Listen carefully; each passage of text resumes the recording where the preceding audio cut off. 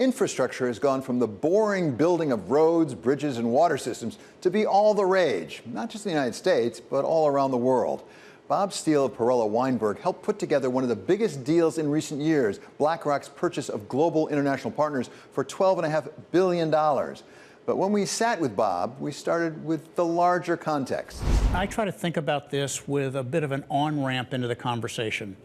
You know, for thousands of years, we had an agrarian economy.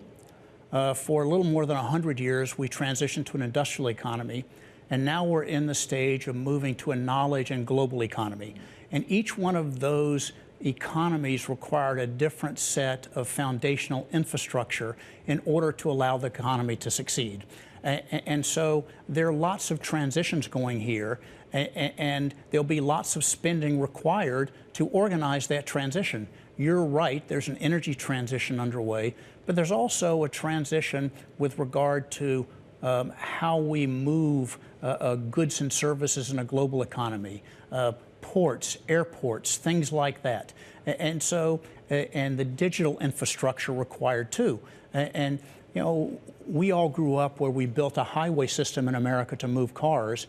Now we need the digital infrastructure to move data, which is the equivalent of, in my mind, of the highway of knowledge for the future. So all of these things are coming together. Yes, energy transition is a large part of it, but I think it's much more than that. Well, given the size of it, it's too big for either the private sector to do it by itself or, for that matter, for government to do it by itself.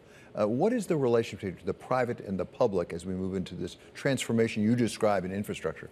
Well, let's think about it together. First of all, it's up to government and our elected officials to organize the projects and the rules and regulations for how the economy should be set.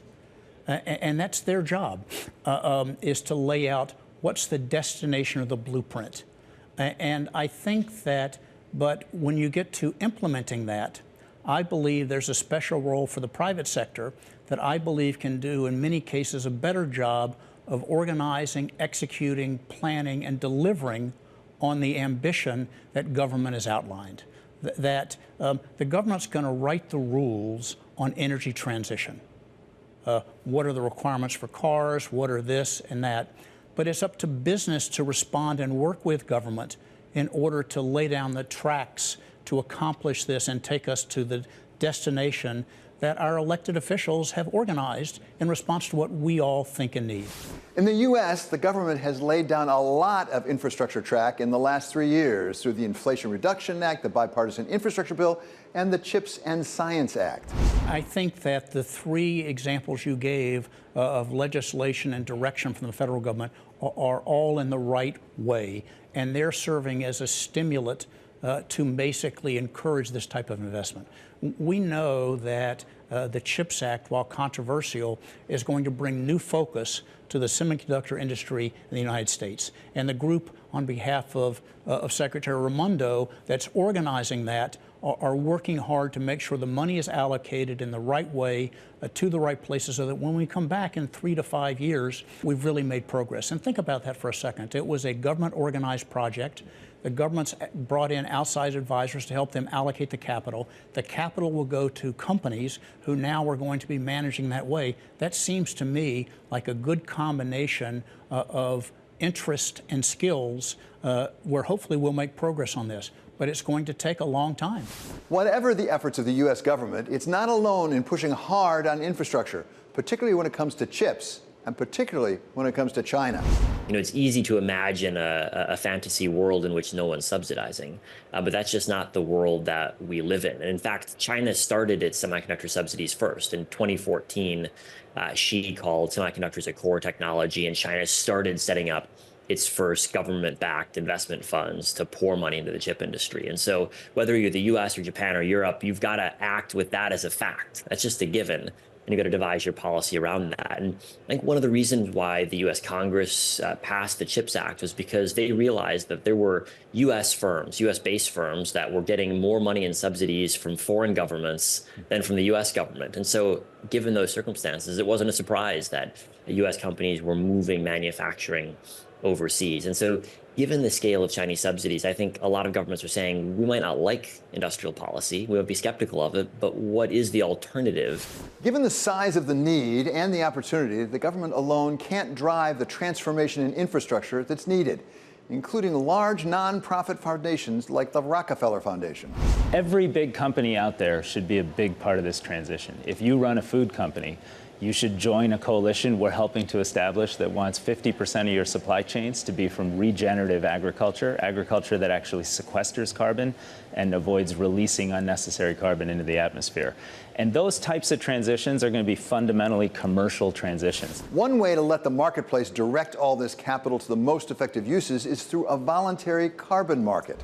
So I think these are very practical issues. Now combine that with governments and NGOs who are trying to come up with realistic solutions, and they need concessionary capital. They need first loss money. This is where I think that the voluntary carbon markets can help, because companies that are making every effort to get to either carbon neutrality or net zero nonetheless can't get there because the infrastructure isn't in place or technology isn't in place. When it comes to global investment in infrastructure, it's not just a need. Major players see it as a ripe opportunity, as we saw in the recent acquisition of Global Infrastructure Partners by BlackRock.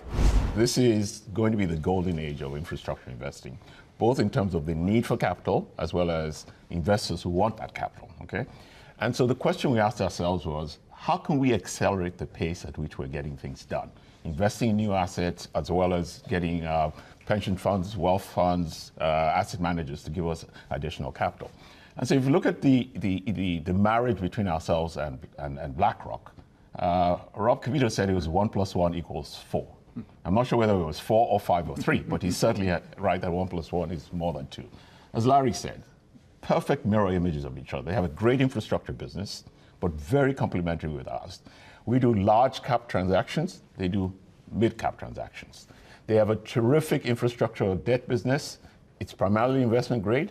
Ours is primarily below investment grade. They have an infrastructure solutions business, which we don't have. So you put these two businesses together. We can go to governments, we can go to companies, large, small, medium size, and offer them an integrated solution. The conversation you had with Larry and Bayou highlighted this idea. Our firm was the advisor, one of the advisors on that transaction, and I think what you're seeing and what Larry and Bayou talked about was that there's a global demand for capital, private capital, to go with government capital in order to organize these large and important products. And now, David, the scale of these projects is so large, so they're just a small handful of firms that can provide the capital, of which the combined BlackRock GIP combination will be one of the leaders. But there's different types of capital. The way I think about it is the government can provide some of the foundational capital to size the risk so that it's appropriate for private capital to come in. Some of these projects are so big and they're subject to change by the population and by legislators and regulators. That's not the right risk for private people to underwrite. That should be underwritten by government. And then private capital should come in to work with the projects once they're defined, and that's what the infrastructure investors have been able to accomplish. And so providing the private capital, and I think also private capital speaks to the issue you were just talking about, is where do you get the discipline to manage the projects well, to make the hard decisions and allocate capital in the right way? I think that when private capital is part of the equation, that brings that skill to the table and ensures that the project turns out in a better, more efficient, more focused fashion than if it were just a government project. And that GIP expertise in putting together and running big projects was an important part of what BlackRock saw when it made its $12.5 billion investment. They invest in major and larger projects than we did in infrastructure, like Gatwick Airport and Sydney Airport. But they're particularly superb in the operational efficiencies of these investments. They improve the quality of service.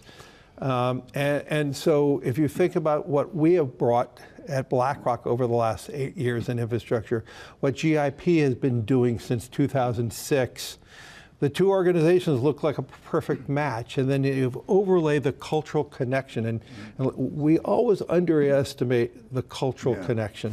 Though GIP, now combined with BlackRock, is one of the biggest global infrastructure players, it is far from the only one. It's not just GIP, it's not just BlackRock. If you look at Prologis, if you look at really any large company investing in infrastructure or logistics, looking at two areas.